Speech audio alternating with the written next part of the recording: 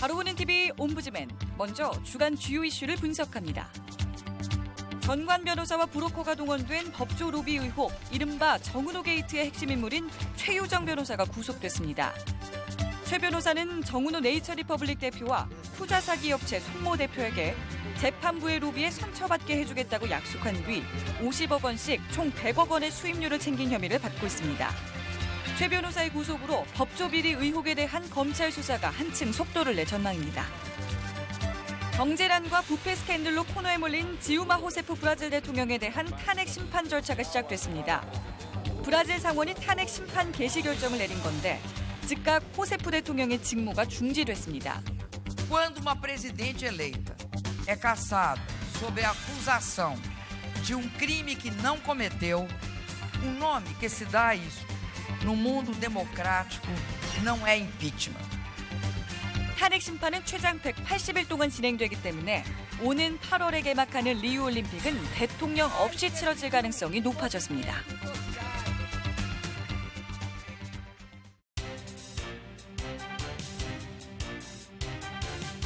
안녕하십니까. 바로 보는 TV 옴부즈맨 조미령입니다.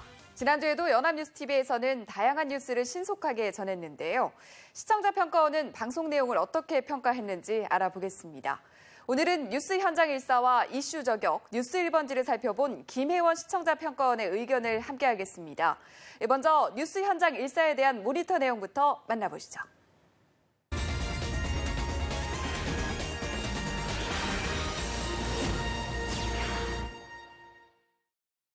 5월 2일 뉴스 현장 14에서는 가습기 살균제 사태로 가장 많은 사망자를 낸 기업 옥시의 공식 사과 기자회견을 다루었습니다.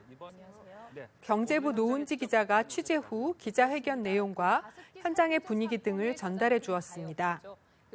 먼저 가해업체 옥시 대표가 이렇게 사과 기자회견을 한 것은 사태 발생 후 5년 만에 처음 있는 일이라고 합니다.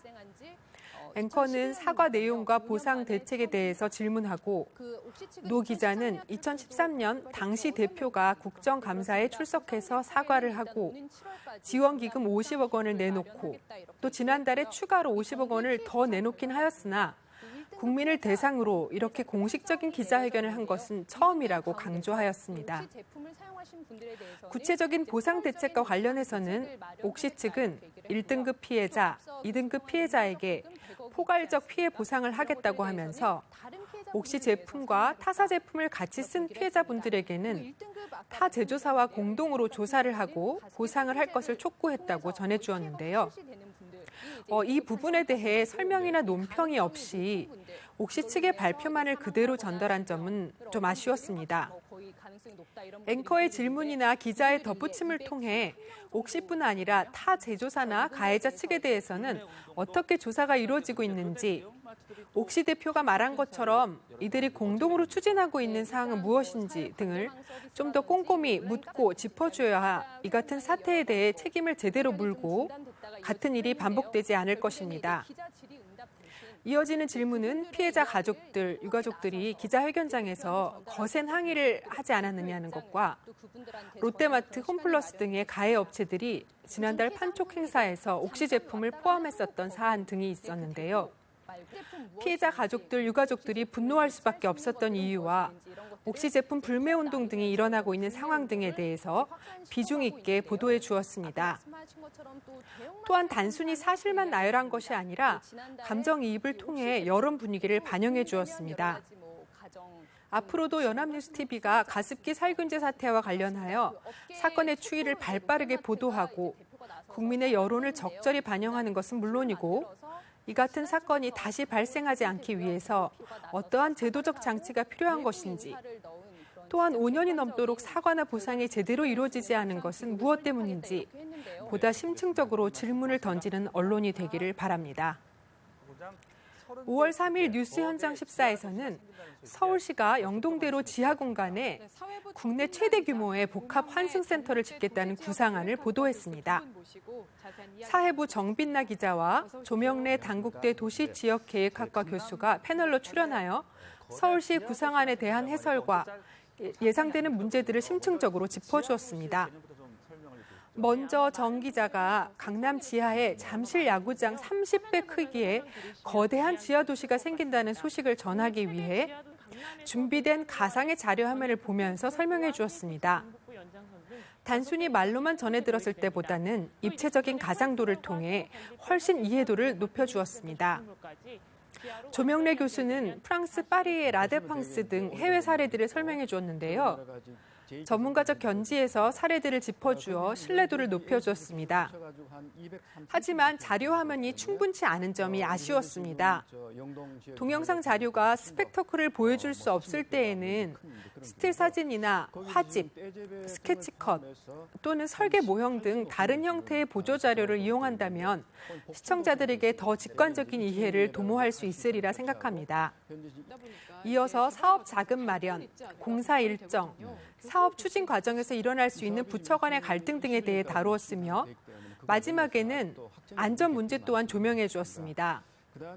서울시 구상안만을 소개하는 것이 아니라 제기될 수 있는 다양한 문제들을 다뤄줌으로써 의미 있는 피처 기사가 되었다고 생각합니다. 전문 화자나 콘텐츠 내용 자체뿐 아니라 비주얼 운영 면에서도 더욱 예민하게 고려하여 시청자가 더욱 쉽게 사안을 이해하고 정보를 습득할 수 있었으면 합니다. 뉴스 현장 일사를 살펴본 김혜원 시청자 평가원의 의견을 함께 하셨는데요. 이슈 저격과 뉴스 1번지는 또 어떤 평가를 받았는지 만나보시죠.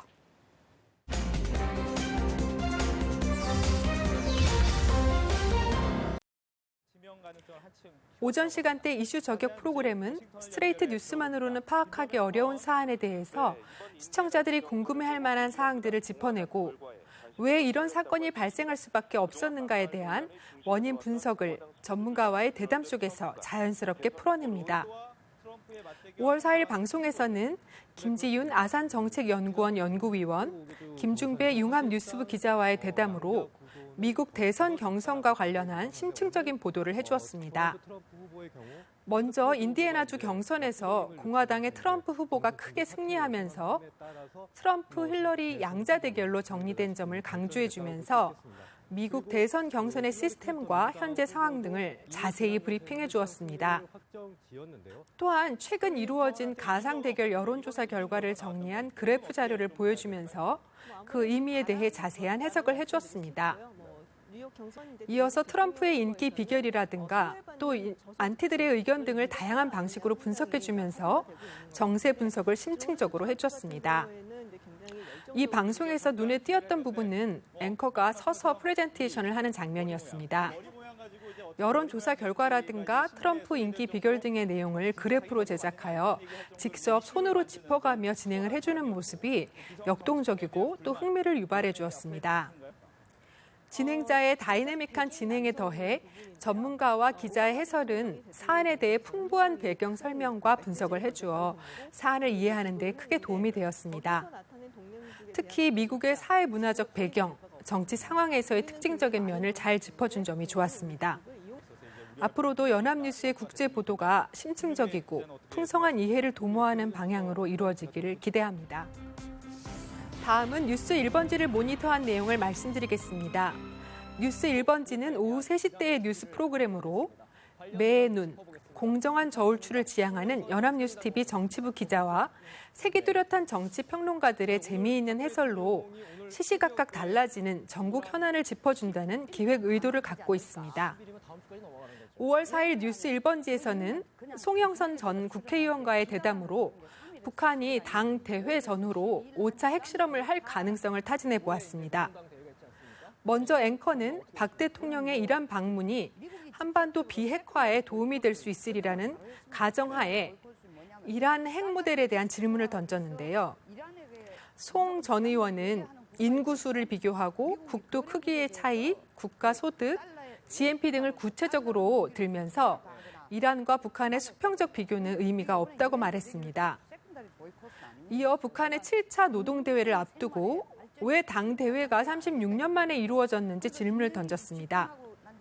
송 전 의원은 김정일 집권 시에는 가뭄, 홍수, 아사 등 좋은 평가를 받을 수 있는 경제적 상황이 아니었기에 당대회를 할 명분이 없었으며 이번에는 김정일의 아들이 아닌 최고 지도자로서의 정체성을 내세우기 위해 당 대회를 여는 것이라고 그 배경을 설명해 주었습니다. 앵커는 당 대회를 통해 어떤 대남 메시지를 던질 것인지 질문을 이어갔는데요. 이에 대해 송 전 의원은 통일 정책에 대해 평화적인 제스처를 할 수는 있지만 이것을 오해해서는 안 된다고 강조하였습니다.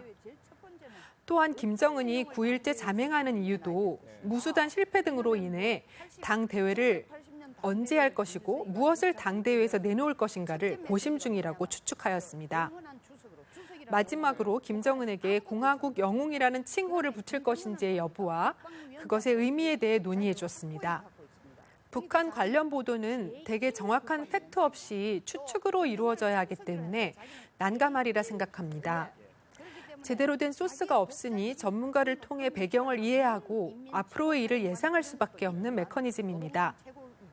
뉴스 1번지에서는 전문가의 노련한 배경 설명과 예측으로 시청자들의 궁금증을 잘 해결해 주었다고 여겨집니다. 다만 전문가의 진행이 다소 큰 목소리와 공격적인 담화로 이루어진 점이 아쉬웠습니다. 또한 앵커에게 앞에 이미 말했는데 또 말해야 하냐고 질문하는 등의 상황이 다소 거칠게 느껴졌습니다.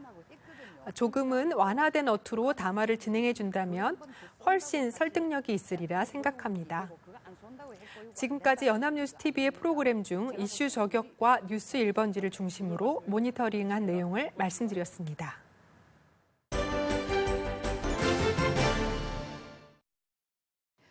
연합뉴스TV에서 방송하는 제작 프로그램에 대한 시청 소감을 들어보는 캠퍼스 TV 리포트 시간입니다. 오늘은 하모니를 살펴본 한동대학교 경영학과 권다은 학생 나와 있습니다. 안녕하세요. 안녕하세요. 네, 하모니를 살펴봤다고 들었는데 어땠나요? 네, 하모니는 도움이 필요한 소외계층의 고민을 함께 나누고 해결해주는 휴먼 다큐멘터리인데요. 우리 사회에서 소외됐던 이웃들이 하모니 솔루션 덕분에 행복을 찾아가는 모습이 감동적이었습니다. 네, 그러면 지난 7일에 방송된 하모니에 대한 모니터 내용 자세히 전해주시죠. 네, 매주 토요일 오전 8시 40분에 방송되는 하모니는 다문화 가정을 비롯한 국내외 취약계층의 삶을 돌아보는 프로그램인데요. 어려움에 놓였던 다문화 가정이 희망과 미소를 찾아가는 모습을 살펴볼 수 있었습니다. 자세한 모니터 내용 지금부터 전해드리겠습니다.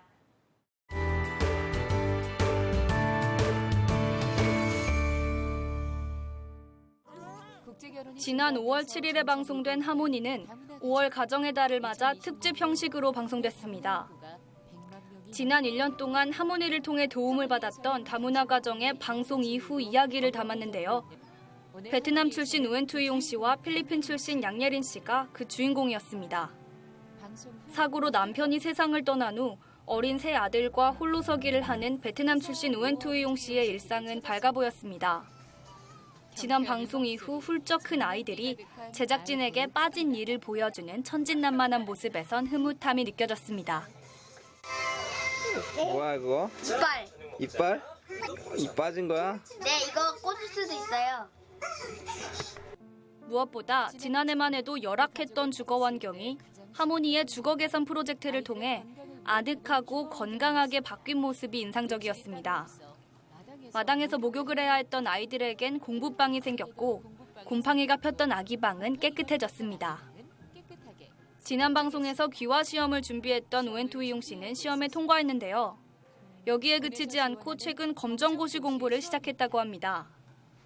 복지센터에서 운영하는 수업을 열심히 듣는 우엔투이용 씨의 모습이 참 멋졌습니다.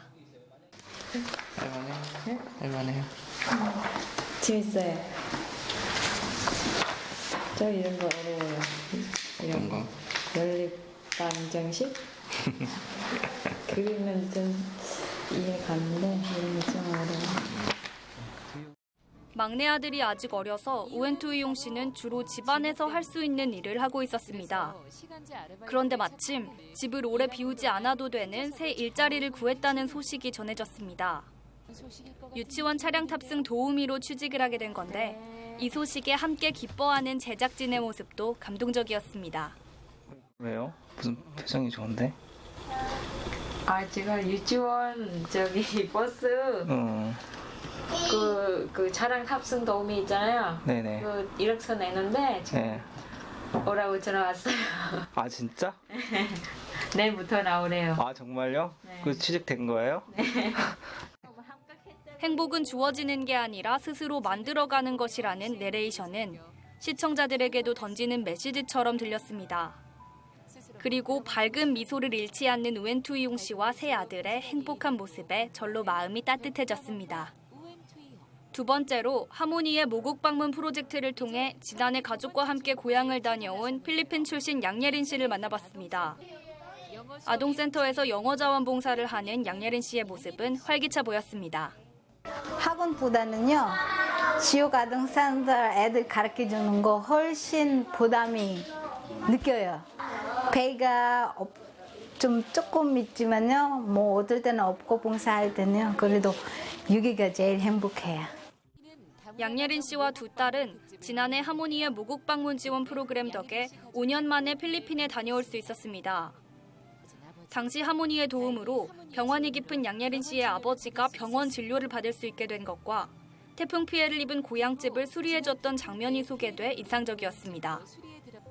양예린 씨와 두 딸은 지금도 종종 필리핀 방문 당시 고향 식구들과 찍은 사진을 보며 재회의 추억에 잠긴다고 합니다. 방송의 도움으로 얼굴에 미소를 되찾게 되는 양예린 씨의 모습이 보기 좋았습니다.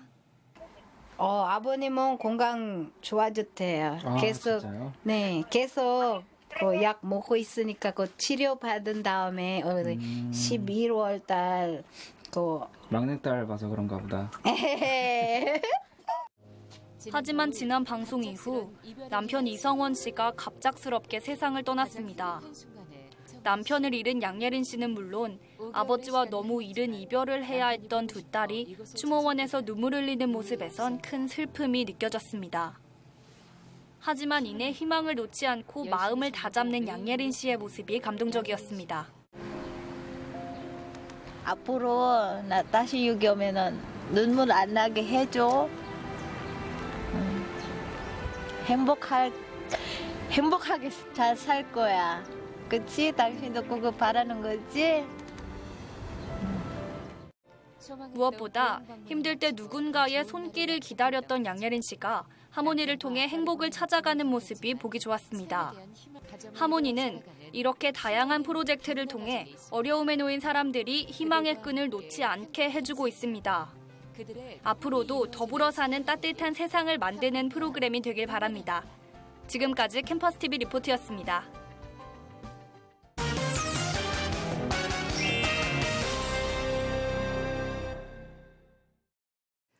북한이 제7차 당대회를 열고 본격적인 김정은 시대의 개막을 선포했습니다.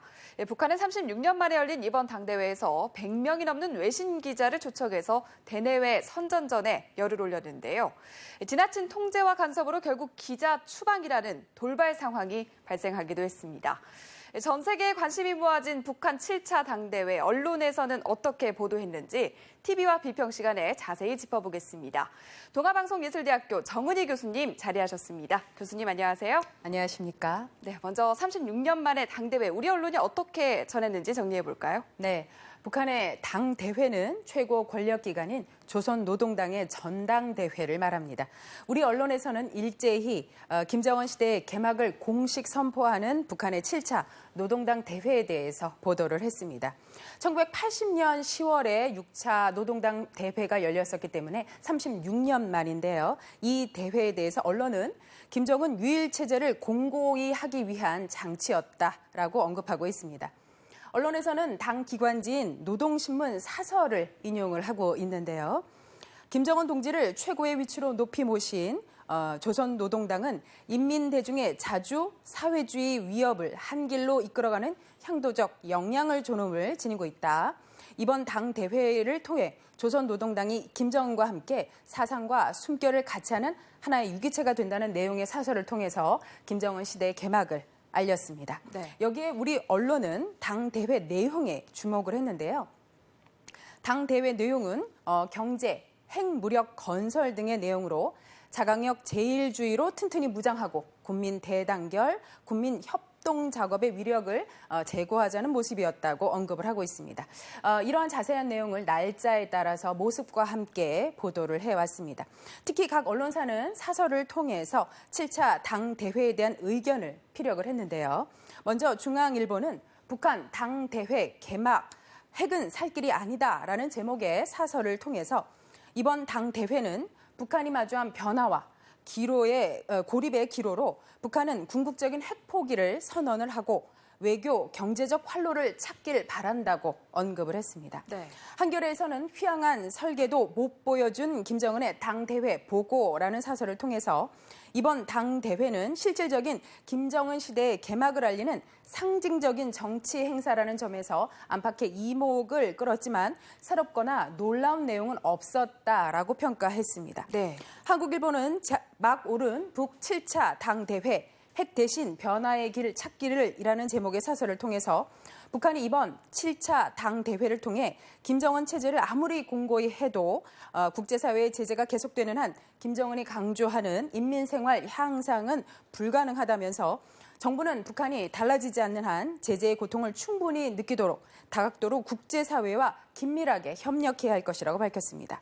강원일보는 북한의 당대회 이후 한반도 급변 사태 대비해야라는 사설에서 김정은 위원장이 밝힌 조국 통일이 가장 중대하고 절박한 과업이라는 데 대한 의견과 우리의 자주권을 침해하지 않는 한 먼저 핵무기를 사용하지 않을 것이라는 발언에 대해서 다양한 해석을 내놨습니다. 네. 또한 우리는 북한의 당대회 이후 외교, 안보, 환경 변화에 대응하기 위한 시나리오를 준비해야 할 때라면서 국익을 위한 최적의 전략을 모색하고 마련해 나가야 한다고 밝혔습니다. 네, 우리의 언론 보도가 어떻게 이루어졌는지 전해주셨고요. 그렇다면 평양에서 현지 취재한 외신들은 어떻게 전했는지도 궁금한데요. 네.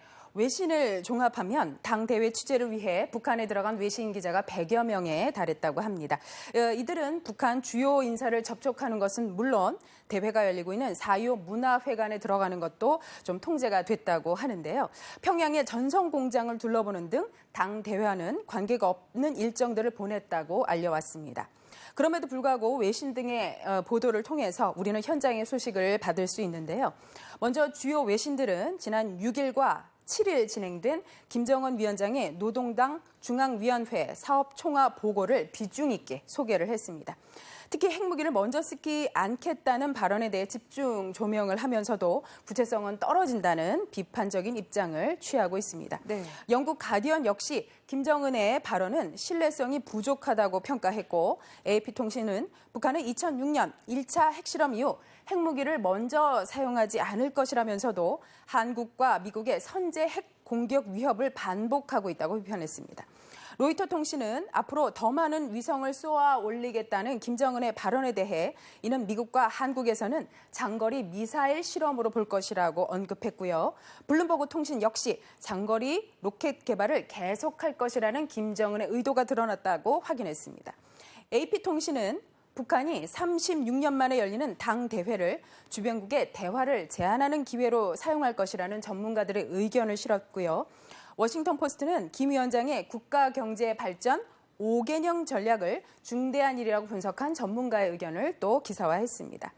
일본 교토통신은 김 원장의 경제 전략에는 새로운 시책이 없었다고 비판을 했고 더불어 NHK 방송, 교도통신, 니혼 게이자이 신문 등은 이런 일본 언론에 대해서는 김 원장이 일본에 대해 우리 민족 앞에 저지른 과거 죄악에 대해 반성하고 사죄해야 한다고 말했다고 보도를 했습니다. 전반적으로 외신들의 반응은 이번 당대회에서 이뤄진 발언 등에 대해서 신뢰성에 의문을 제기를 하고 있습니다. 네. 게다가 앞서 말씀드렸다시피 7차 당대회 취재를 위해 평양을 방문한 BBC 기자를 구금하고 추방했다고 현지에 있는 CNN 기자가 9일 트위터를 통해서 밝혔는데요. 이 기자는 자신의 트위터에서 북한이 김정은 위원장과 관련된 불경스러운 보도를 했다는 이유로 기자를 구금하고 추방했다고 설명을 했습니다. 이러한 추방 사태까지 벌어졌기 때문에 취재 과정에 어려움이 있었을 것으로 파악됩니다. 네, 다시 우리의 언론 보도 내용으로 돌아와서요. 이번 당대회 기간에도 북한이 꽤 가격한 표현들을 많이 사용했는데 우리 언론에서 너무 이런 표현들을 여과 없이 중계 보도한 것 아니냐 이런 지적들이 나오고 있거든요. 이런 보도 태도에 대해서는 어떻게 생각하세요? 네. 늘 그렇지만 예. 사실 북한의 발언 수위는 매우 극단적입니다. 공격적인 언사가 많죠. 게다가 당 지도부의 발언은 국제적 파급력이 있다고 봤을 때 세련미도 많이 떨어집니다. 이런 발언 수위는 어제 오늘의 일이 아니었기 때문에 우리가 이에 대한 경각심이 줄어들 수 있습니다. 그러나 언론의 보도는 우리 모두가 보기 때문에 객관적인 사실 확인과 불명한 출처, 그리고 더불어 이를 바라보는 여러 분석적 사설 등을 함께 보도하는 것이 옳아 보입니다. 게다가 공격적인 발언은 혐오적 반응을 생성할 수 있고 북한 관련 기사에 대한 외면을 낳을 수도 있습니다. 무엇보다 중요한 것은 국민들이 작게라도 불안감을 가질 수 있다는 것인데요. 객관적이고 정확한 정보로 국민들이 어떠한 사안의 전개나 심각성을 제대로 아는 것은 중요합니다.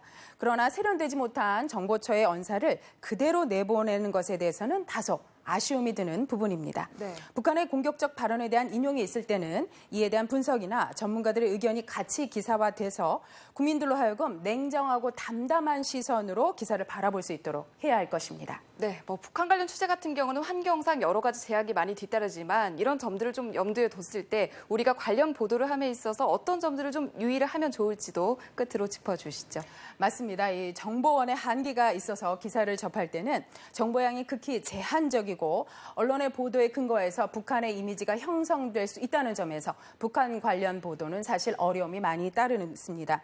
평소에도 북한의 조선중앙TV를 통해서 이를 녹취한 후에 뉴스 가치가 있는 것들을 선별해서 보도를 하고 있는데요.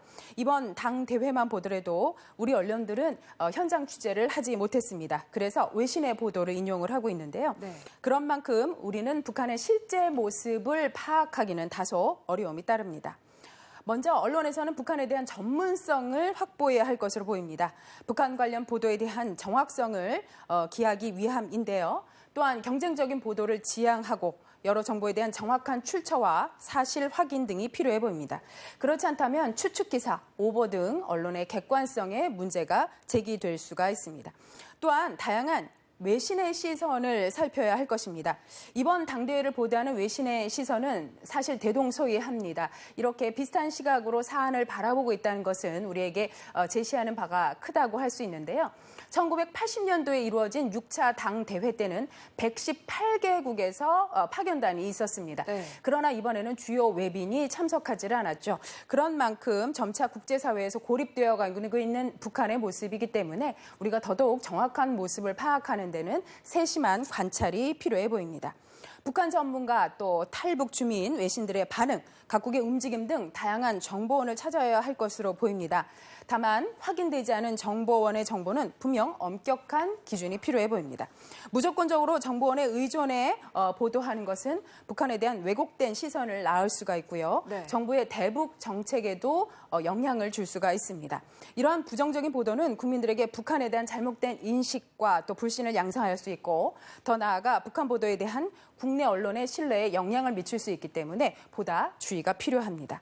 더불어 유일한 분단 국가로서 우리 국민들은 알게 모르게 위험의식을 갖고 있습니다. 국민들이 기사를 냉정한 시선으로 바라볼 수 있도록 보도를 할 때 사안에 대한 직접적인 전달뿐만 아니라 이를 보는 분석과 전문가들의 해석까지도 함께 보도를 해서 국민들이 이유 없는 불안감에 휩싸이지 않도록 세심한 관찰이 필요합니다. 네, 교수님 오늘 말씀 여기까지 듣겠습니다. 고맙습니다. 고맙습니다. 조사고 우리식 사회주의 우리 인민의 모든 승리의 주직자이며 조선혁명의 참모다고 하십니다. 우리 공화국의 법 질서를 위반하고 문화 풍습을 비난한 등 언론인으로서의 직분에 맞지 않게 우리나라 현실을 왜곡 날짜하여 모략으로 일관된 보도를 하였다. We must protect ourselves, so we need nuclear bombs. So when sorry to interrupt you. Could we ask the official whether it's right for the DPRK to remove journalists, to detain them, simply because they don't like their reporting? Can I have an answer to that, please?